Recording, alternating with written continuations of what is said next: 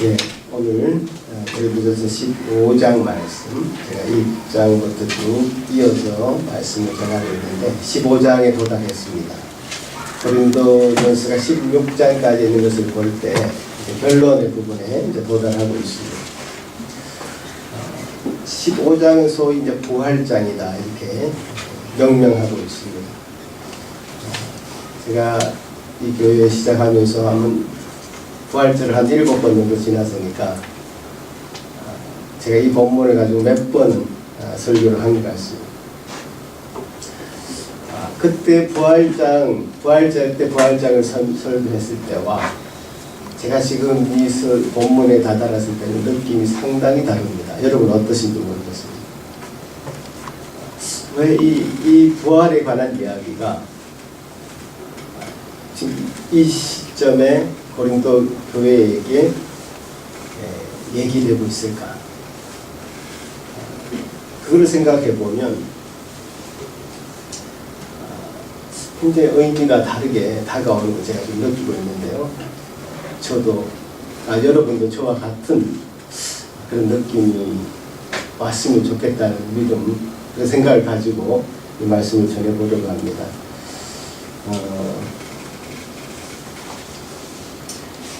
고린도전서 이 부활장 15장이 등장하기 전에 12장부터 14장까지 아주 방자부장으로 은사에 대한 얘기를 하고 있죠.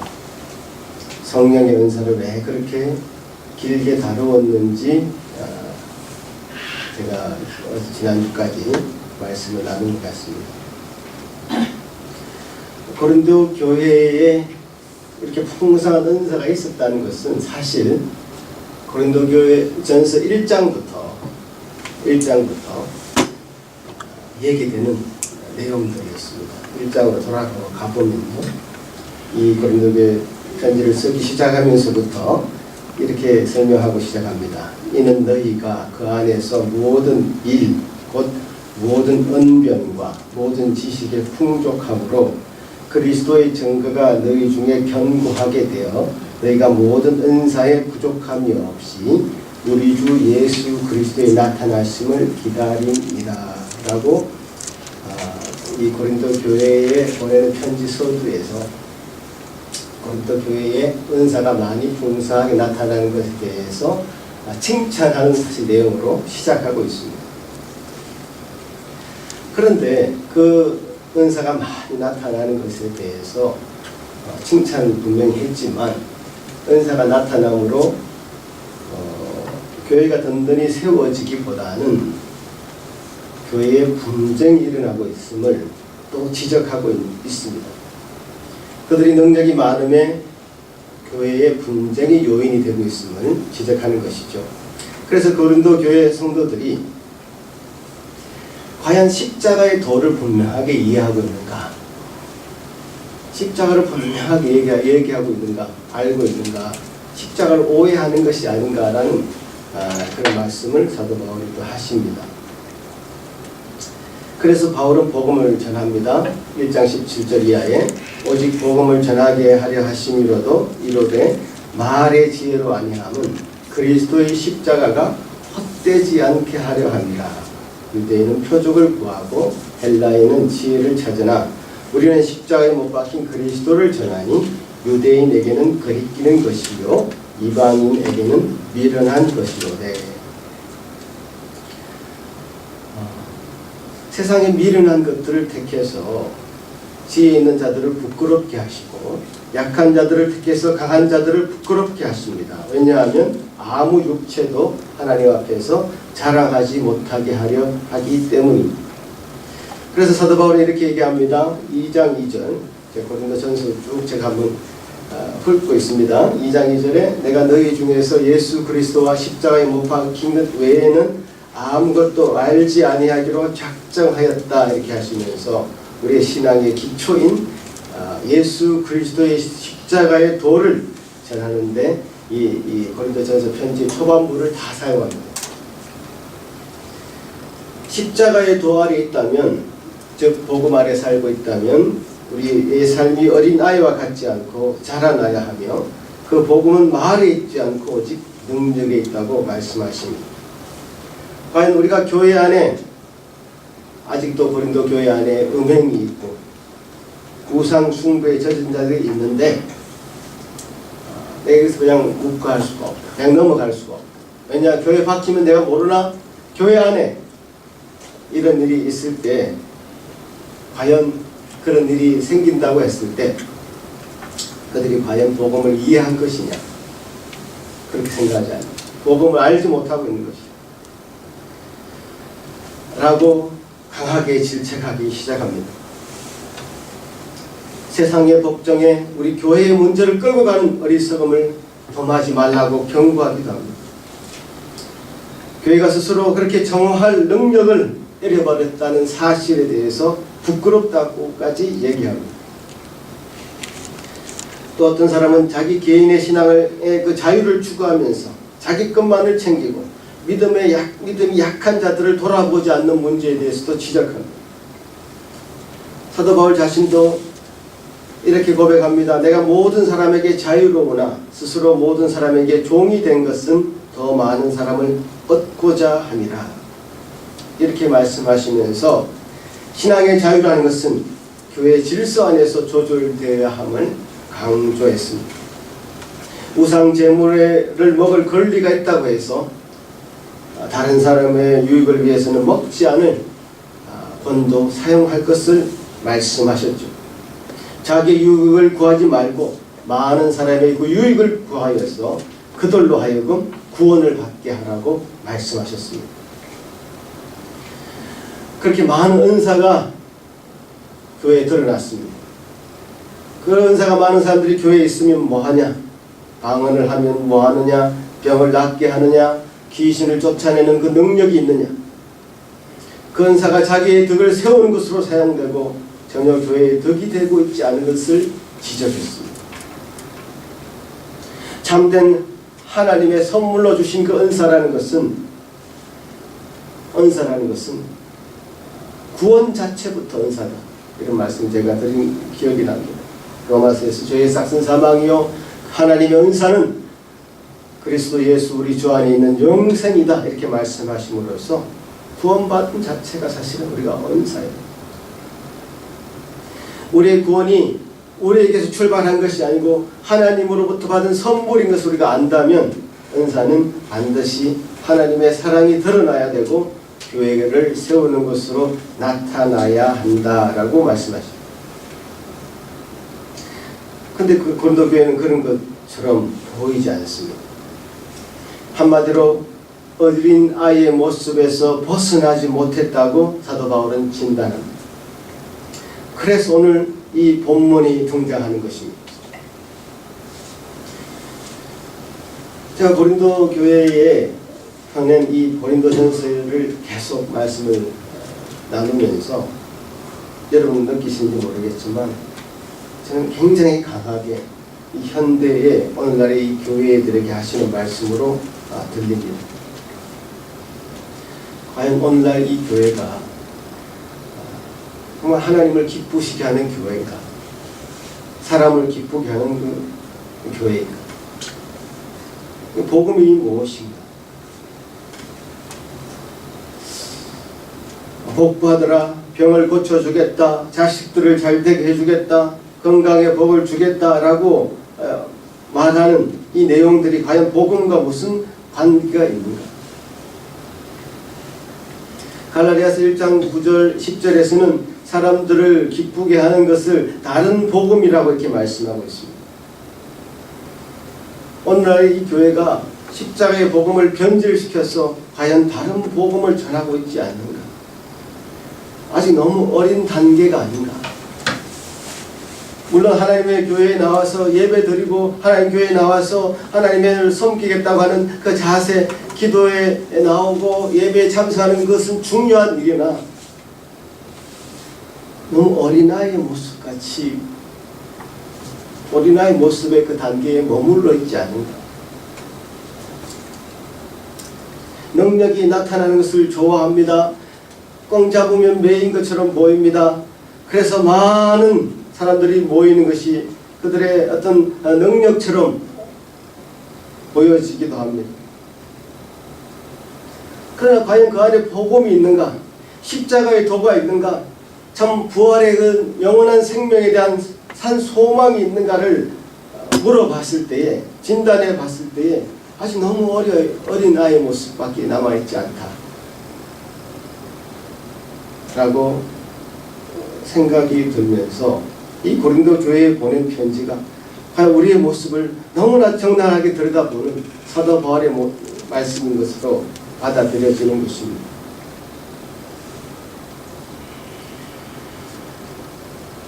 15장 1절은 이렇게 시작합니다. 내가 너에게 전한 복음을 너에게 알게 하노니 이는 너희가 받은 것이요 또 그 가운데 선 것이라.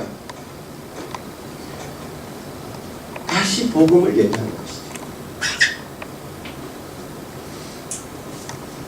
사도 바울이 이 편지를 쓰기 시작하면서 강조했던 그 복음이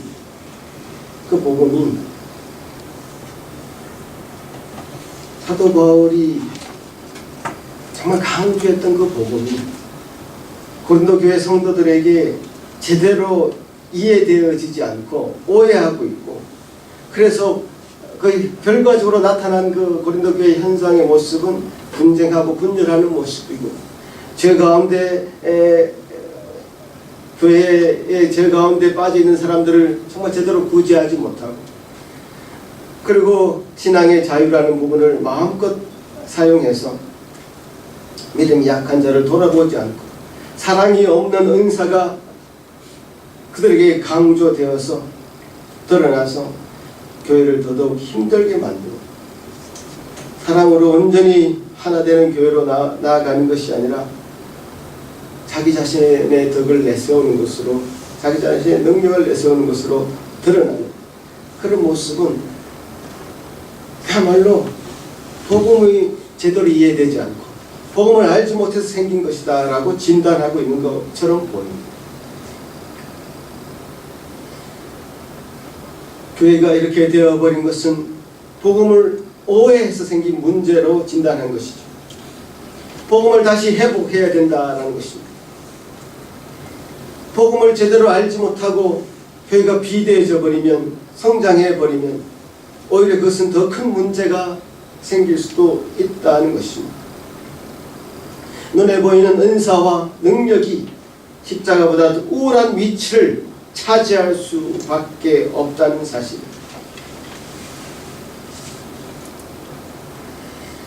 십자가는 그야말로 사랑이죠. 사랑은 자기를 죽이는 것입니다. 자기를 죽이면서 은사를 드러내고 능력을 나타내는 경우는 없습니다.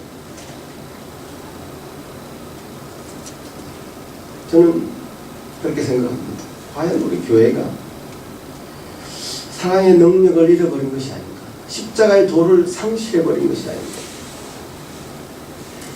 교회라고 명함은 돌리지만 과연 우리 자신과 우리 교회가 과연 십자가의 도에 분명하게 서 있는가? 이것을 계속 짓지 않으면, 계속 우리가 그것을 생각하지 않으면, 그 앞에 서지 않으면 언제든지 고린도 교회에 나타난 모습이 우리 개인에게, 우리 교회에게도 나타날 수 있다는 사실을 늘 깨달아야 될 것입니다. 그 십자가의 도의 그 복음의 핵심적인 내용은 무엇입니까? 크게 세 가지죠. 제가 나눠드린 그 설교 요약을 보시면, 페이지를 보시면 세 가지를 제가 적어놨습니다.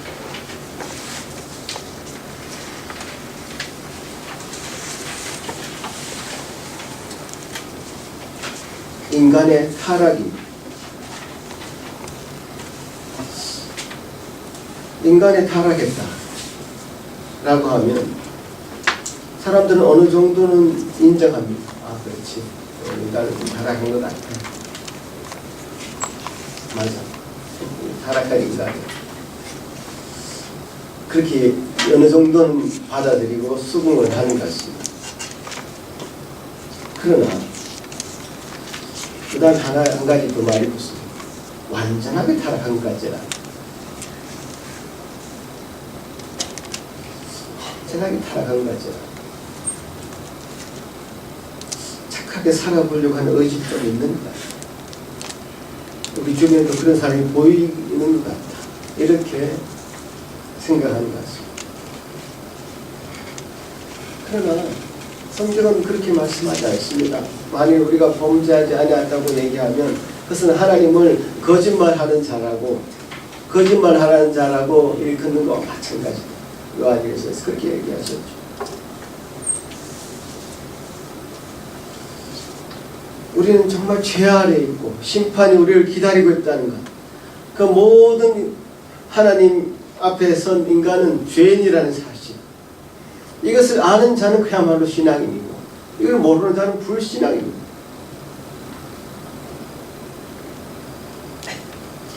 달걀 한 판이 이렇게 있습니다. 30개 있죠. 그 중에 하나가 썩었습니다. 그러나 달걀을 다 깨어서 휘 저어보십시오. 그 30개의 모든 달걀은 다 썩어있는 달걀로 변할 수밖에 없습니다. 인간은 마치 그와도 같습니다.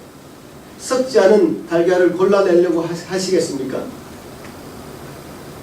절대로 골라낼 수 없고 썩은 그 달걀을 가지고 계란을 만들어 프라이팬에 붙여보십시오. 썩은 냄새가 진동하는 그런 계란을 먹고 말 것입니다. 인간이 행하는 모든 행위는 마치 썩어있는 달걀을 붙여서 계란을 만들어서 먹으려고 하는 인간의 어떤 행위의 모습으로밖에 비치지 않는 것입니다. 선한 의지가 하나도 없습니다. 그래서 우리는 전적으로 타락한 인간의 모습으로 얘기하죠. 그 사실을 인정해야 됩니다. 하나님 앞에 우리는 도움을 받을 수밖에 없는, 하나님 앞에 도와달라고 외칠 수밖에 없는 그런 연약한 어린 아이와 같은 인간임을 스스로 고백해야 될 것입니다. 제가 오늘 칼럼을 이예은 청년이 쓴 칼럼, 영어로 썼습니다만 제 이 칼럼을 읽으면서 시로, 영어로 된 시로 썼는데요. 너무 잘 썼다 라고 제가 한마디로 평가를 하고요. 왜 그렇게 잘 썼냐고 느꼈냐면, 하나님 앞에 우리는 정말 어린아이와 같은 존재. 제가 지금 고린도 교회 성도들이 너무 어리다고 얘기했을 때 그 유치함이 아니라 어린아이가 정말 부모를 향해서 절실한 도움을 구하는, 부모의 도움 없이는 살 수 없는 그런 존재임을 스스로 알고 부모 앞에 날마다 나아가서 그 도우심을 바라는 그런 어린아이의 그 간절한 모습이 하나님 앞에 선 우리들의 모습이라는 사실이죠. 그러나 그런 어린아이가 결국에는 깨달아갈 것입니다. 부모가 원하는 바를 깨달아갈 것이고 알 것이고, 부모가 성장하기를 바라는 추구하기를 바라는 것을 이해하고 깨달아갈 때 결국에는 하나님이 원하시는 그 신자들도, 하나님의 자녀들도 그렇게 하나님이 원하시는 모습으로 성숙해 갈 것을 대비해서 쓴 이런 모습에 우리 신자들의 모습을 아이와 부모와 대비해서 굉장히 잘 영어로 심플하면서도 정확한 고백을 했다는 사실이죠.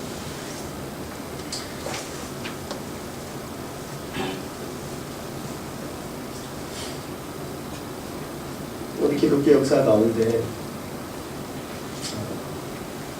몇 번의 큰 대각성의 일이 있었습니다. 한국에도 20세기 초반에 그런 일이 있었죠. 그 사람들이 왜 어떻게 이런 일이 생겼을까라는 것을 진단해보면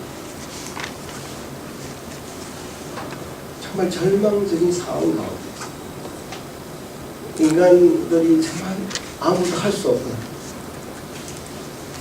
정말 나라도 빼앗기고 그냥 우리 한국 민족들이 정말 절망 가운데 빠져 있을 그때 정말 우리로서는 아무 할 것이 없다 라고 했을 때 대회개 운동이 일어났고 대각성 운동이 일어났습니다.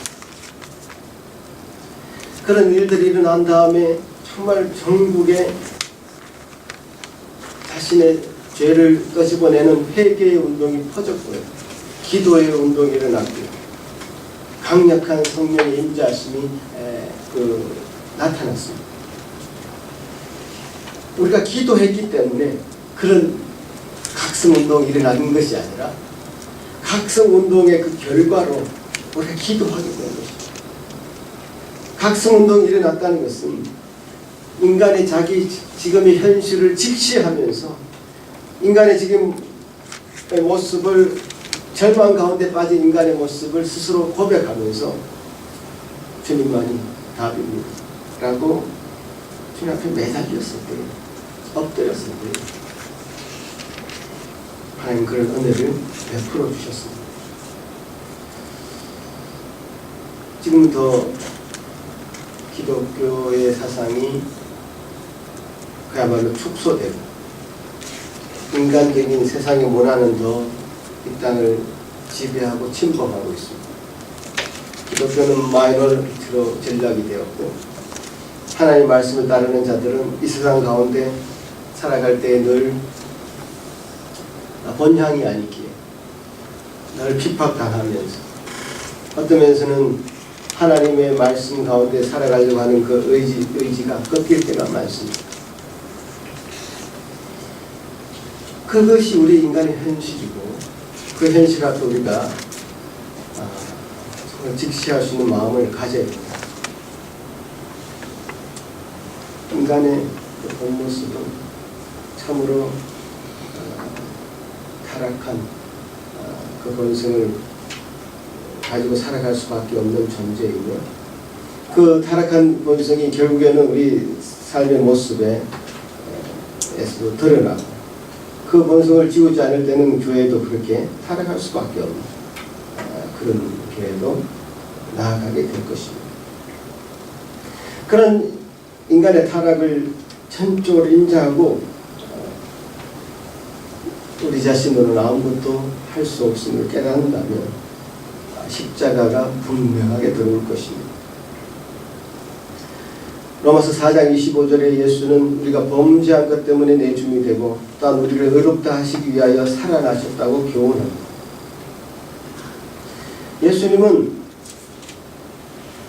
예수님 당신의 죄 때문에 돌아가신 것이 아닙니다. 우리의 모든 죄를 대신 짊어지고 십자가에 못 박히신 것입니다. 하나님이 세상을 이처럼 사랑하사라고 하신 그 사랑 때문에 우리의 죄를 담당하신 것입니다. 마치 털 깎는 자 앞에서 어린 양처럼 순종하신 것입니다. 그래서 이 웨스트민스터 신앙 고백서에서는 이 예수님의 그 순종을 완전한 순종이라고 표현합니다. 완전한 순종. 완전한 순종. 그러니까 예수님의 이 순종은 완전한 순종인데 왜 완전한 순종이냐? 또 어떤 사람들은 자기 목숨을 바쳐서 어떤 사람을 건지기도 하고 구원하기도 하고 그렇게 합니다. 어떤 희생, 자기를 희생해서 그런 일을 하기도 합니다. 그것과 예수님의 그 순종, 완전한 순종은 어떻게 다를까요? 이 다른 점을 아셔야 됩니다. 예수님의 이 순종은 완전한 순종이라 할 때, 예수님의 이 순종을 완전한 순종이라 할 때, 그 순종은 순종한 그 대상이 분명히 계셨기 때문입니다. 하나님이라고 하는 분명한 순종의 대상이 있었습니다. 예수님이 당신의 의를 드러내기 위해서 순종하신 것이 아니라 우리를 죄로부터 죄로부터 건져내시는, 그래서 우리의 보정인이 되시는, 그래서 그 우리의 보정인이 되시는 그 권리로 순종하신 것입니다. 그래서 고난이라는 것도 마다하지 않으시죠. 그 고난은 아픈 것을 참는다 이 정도가 아니고 완전한 순종으로 나아가는 그 길에 예수님이 서 있었기 때문에 그 고난이라는 것도 억지로 참아서 고난을 당한다 이런 차원을 훨씬 뛰어넘는 완전한 순종이라는 차원에서 예수님은 그 고난의 길을 가신 것이죠. 십자가는 사실 부활로 완성이 되죠. 그래서 로마서 4장 25절 다시 말씀드리면 예수는 우리가 범죄한 것 때문에 내줌이 되고 또한 우리를 의롭다 하시기 위하여 살아나셨다라고 교훈합니다. 베드로전서 1장 3절에서도 우리 주 예수 그리스도 아버지 하나님을 찬송하리로다. 그가 많으신 긍휼대로 예수 그리스도를 죽은 자 가운데서 부활하게 하심으로 말미암아 우리를 거듭나게 하사 산 소망이 있게 하셨다. 이렇게 말씀하십니다. 부활하신 주님은 성령으로 우리가 함께 하시고 우리에게 거듭나서 하나님의 자녀가 되게 해 주셨습니다. 그러니까 고린도전서에서 이 부활을 전할 때 가장 강조점을 두는 내용은 이 부활이 고린도 교회 성도들에게 들려질 때 가장 강조하는 내용은 역사적인 사실로서 우리에게 실제적인 효력을 미치고 있다는 것으로 묘사를 합니다. 역사적인 사실의 관점에서. 역사적인 사실로서 그 부활하신 예수 그리스도는 모든 사람들에게 나타나 보이셨다는 것. 게바에게 보이시고 12 제자에게와 500여 형제들에게 일시에 보이셨고 그 대다수는 살아있고 그 후에 야고보에게도 보였고 사도에게와 만삭되지 못하여 난 자 같은 사도 바울에게도 보였다. 역사적인 사실로서 효력이 실제적으로 미치는 것으로 부활하심으로 말미암아 우리는 성령의 놀라운 은혜를 덧입게 되고 성령의 거듭나게 하시는 은혜를 덧입어서 예수 그리스도를 주라 시인하게 되는 그 은혜를 덧입게 된 것입니다. 로마서 6장 4절 말씀같이 그러므로 우리가 그의 죽으심과 합하여 세례를 받음으로 그와 함께 장사되었나니 이는 아버지의 영광으로 말미암아 그리스도를 죽은 자 가운데서 살리심과 같이 우리를 또한 새 생명 가운데서 행하게 하려 함이라. 그리스도의 부활은 우리로 하여금 새 생명의 삶을 살도록 은혜를 베풀어 주시는 것이죠. 예수님의 죽음이 예수님의 죄로 죽은 것이 아니었듯이 예수님의 부활도 예수님 자신만을 위한 것이 아니었습니다. 죽은 자들 가운데 먼저 나신 이가 바로 예수 그리스도입니다. 그는 먼저 부활하신 것입니다. 그리고 그리스도와 연합되어 있는 우리는 그 그리스도를 따라서 부활의 몸을 입게 될 것입니다. 우리도 그 그리스도의 부활에 참여할 수 있습니다. 어떻게 해요? 그리스도와 연합함으로 가능합니다. 성령의 임재하심으로 말미암아 거듭남의 은혜를 누리게 되고 믿음으로 그리스도를 영접함으로 가능하게 되는 것입니다. 이처럼 그리스도의 그 죽으심과 부활하심은 우리 신앙의 기초서입니다. 우리의 죄를 짊어지고 돌아가신 그 일과 다시 살아나심을 통해서 우리도 그리스도처럼 살아갈 수 있는 힘을 얻게 된 것입니다. 그리스도를 닮아가게 된 것입니다. 그리스도를 닮아가는 인생의 길을 가게 된 것입니다. 신앙의 기초이자 제가 한 가지 더 덧붙이고 싶은 것은 전부입니다.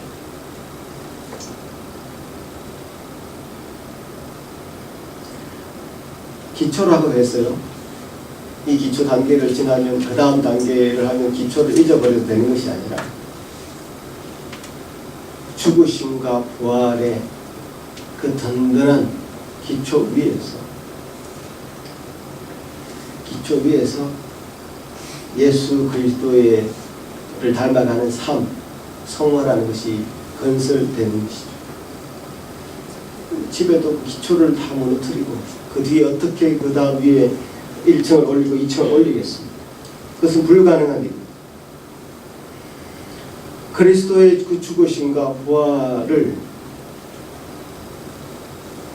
굳건하게 믿는 자,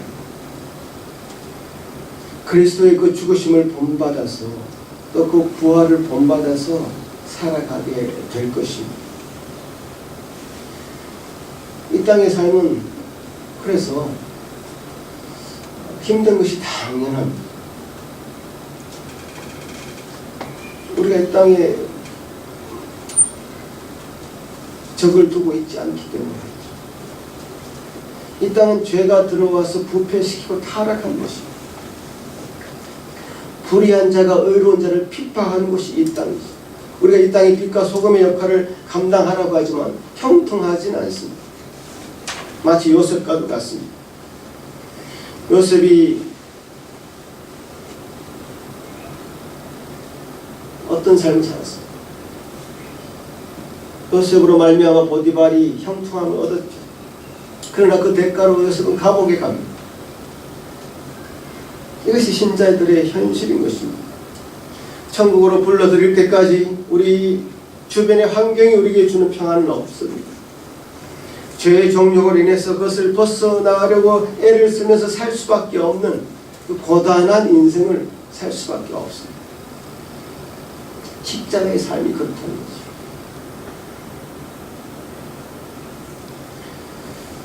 제가 따로 칼럼 소개를 안 하려고 합니다. 제가 쓴 칼럼을 보시면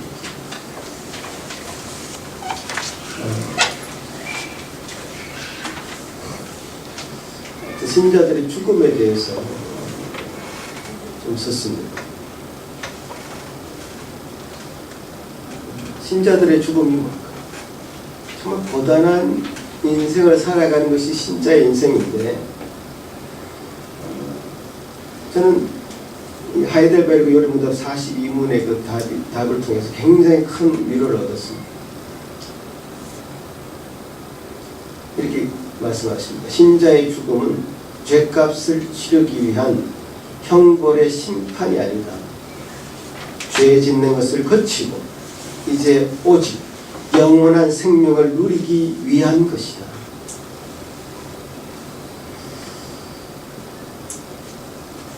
죽음이라는 건 맞이합니다. 최근에 지난주도 금요일에도 장례식이 있었고, 아는 지인들의 천 목사님 아버님 돌아가셨고, 많은 우리 합심 동문 목사님 아버님도 지난주에 돌아가셨고, 그래서 만나게 되는 그런 일들이 몇 주간에 걸쳐서 계속 있었습니다.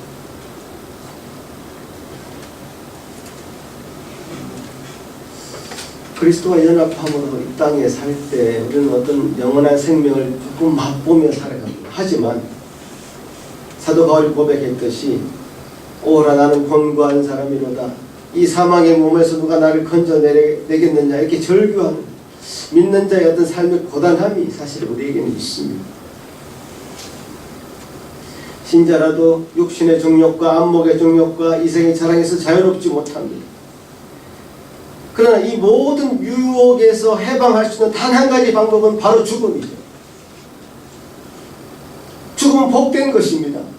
공포스러운 대상이 아니라 거대하고 소망하게 되는 그 어떤 것입니다. 삶과 죽음은 동일할 그 선상에 있는 것이죠. 동일한 본질이 다른 형태로 드러나서 삶과 죽음으로 갈라질 뿐입니다. 영생을 맛보며 주 안에 살리라는 그 찬송이 있습니다만, 글쎄요, 그것과는 비교할 수 없는 정말 죽음으로 말미암아 그것과도 비교할 수 없는, 맛보는 정도가 아니라 제가 이렇게 표현했습니다만 배 터지게 영생을 누리게 될 것입니다.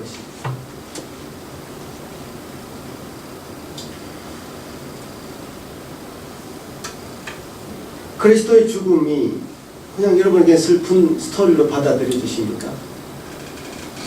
우리 신자들의 죽음이 그냥 슬픈 얘기로, 슬픈 감정을 이끌어내는 그런 일로 받아들여 주십니까? 물론 그러시겠죠. 우리는 감정을 가진 인간이니까. 그러나 한 걸음 더 깊이 들어가서 말씀 가운데 선다면 그리스도께서 우리에게 주신 죽음의 그 본을 통해서 신자들이 죽을 수밖에 없는 그 인생 가운데 참으로 죽음을 통해 얻게 되는 그 영광이라는 것은 너무나 엄청난 것입니다.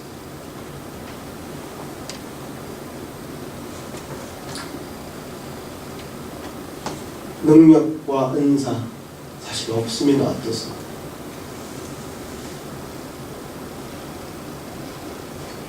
사도 바울은 사실 그 이야기를 지금 하고 싶어요. 14장까지 그것이 능력이 나타남으로, 은사가 나타남으로 교회의 유익이 되기보다 폐가 됐던 그 이야기를 나열하면서, 글쎄요, 그게 자꾸 조금 유익이 될 수는 있지만 구원받았던 것이었어요.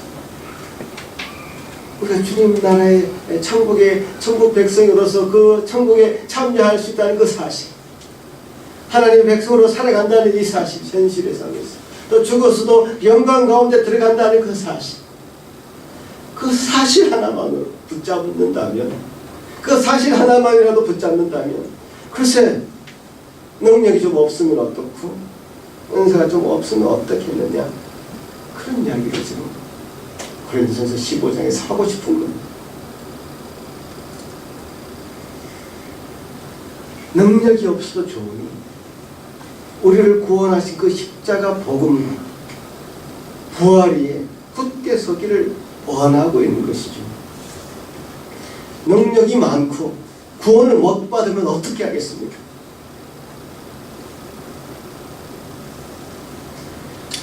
거꾸로 생각한다면 능력은 많은데 구원을 못 받는다면 어떡하겠습니까?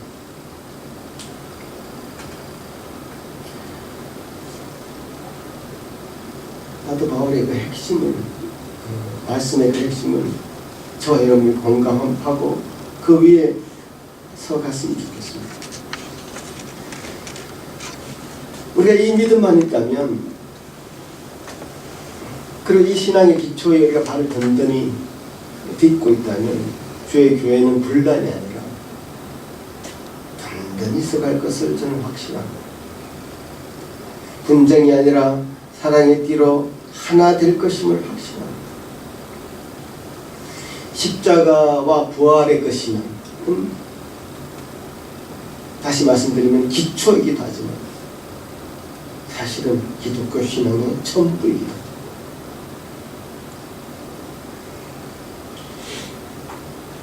그 복음의 도 가운데, 그 십자가의 도 가운데, 그 부활의 능력 가운데 저 여러분이 든든히 서서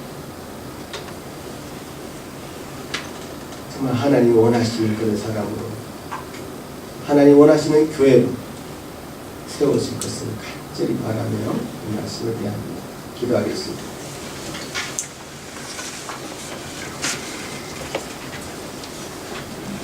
고마우신 주님 감사합니다. 우리 삶 가운데 허락하신 그 놀라운 은혜는 참으로 이 세상이 이해할 수 없는 하나님의 위로부터 오는 그런 은혜요 복인 것을 우리가 잘 압니다.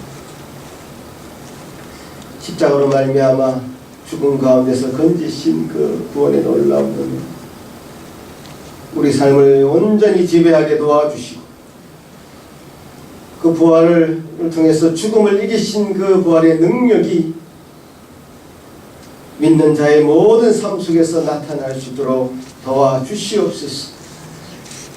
그래서 우리 심령 가운데 있는 죄가 단절되고 죄가 끊어지니 주님이 원하시는 사람으로 지금은 어린아이의 모습이지만 성장하며 장성해가는 저희들 되게 하여 주시옵소서. 아버지 하나님 은혜가 아버지 우리 삶의 구석구석에 다 드러나게 도와주시고, 그래서 참으로 주님이 원하시는 아름다운 열매들이 주렁주렁 맺히게 도와주시옵소서. 주님께서 우리에게 주신 각자의 은사가 있습니다. 그러나 그 은사가 사랑으로 점검되게 도와주시고, 주님이 원하시는 십자가로 점검되게 도와주시고, 주님 우리에게 보여주신 부활의 능력으로 온전히 죽은 자를 살리는 일에 그 은사가 사용되게 도와주시옵기를 소망합니다. 아버지 하나님 은혜가 참으로 우리 심령 가운데 흘러넘쳐서